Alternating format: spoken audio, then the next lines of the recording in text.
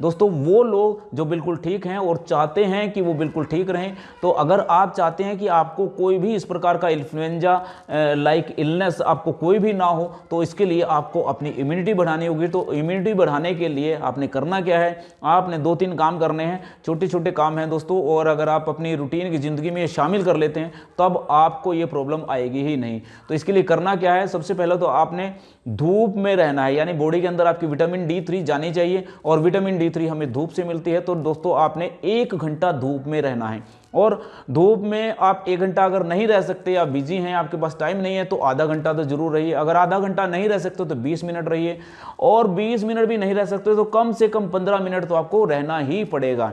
दूसरा आपने क्या काम करना है, दूसरा आपने धरती के टच में रहना है। दोस्तों जैसे ही हम धरती के अर्थ के टच में जाते हैं, नंगे पैर या हाथ आप जैसे ही धरती पर रखते हैं, तो धरती से कुछ इलेक्ट्रॉन्स निकलते हैं और वो हमारी बॉडी के अंदर जाते हैं, और जैसे ही वो इलेक्ट्रॉन्स हमारी बॉडी में जाना शुरू करते हैं तो हमारी बॉडी में जो भी डैमेज हैं वो सब के सब ठीक होना शुरू हो जाते हैं। चाहे हमारी बॉडी के अंदर कोई भी इन्फेक्शन है या कोई भी इन्फ्लामेशन है वो ठीक होनी शुरू हो जाती है, कोई पेन है तो वो ठीक होना शुरू हो जाता है। तो दूसरा हमने क्या काम करना है कि धरती के टच में रहना है। और कितनी देर रहना है दोस्तों, ये भी कम से कम 1 घंटा हमने रहना है। अगर आपके पास 1 घंटे का टाइम नहीं है तो आधा घंटे का भी टाइम नहीं है तो कम से कम आप 20 मिनट तो रहिए ही रहिए।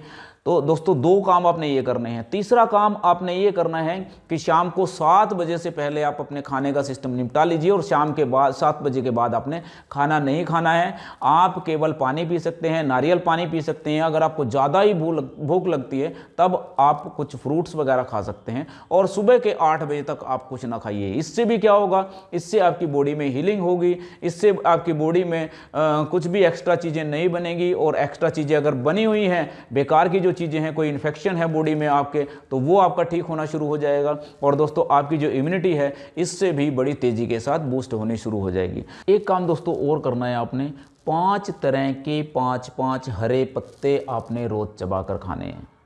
कौन से पत्ते, कोई से भी पत्ते खाइए आप, और आप ये देखेंगे कि आप पहले ही दिन जैसे ही आप उन पत्तों को खाना शुरू करते हैं, हरे पत्ते जो खाने लायक हैं आपके आसपास हैं, जैसे नीम का पत्ता, अमरूद का पत्ता, सफ़ेदे का पत्ता, तुलसा का पत्ता, कोई भी पत्ता आपके आसपास आपके घर के आंगन में खड़े हैं, वो सब के सब आपके खाने के लायक होने चाहिए। वो हरे पत्ते आप जैसे ही आप खाएंगे, 5 तरह के 5-5 पत्ते, तो रोज़ आप आदत बनाइए। सवेरे खाली पेट आप खाइए, या आप किसी भी टाइम आप इनको खा सकते हैं।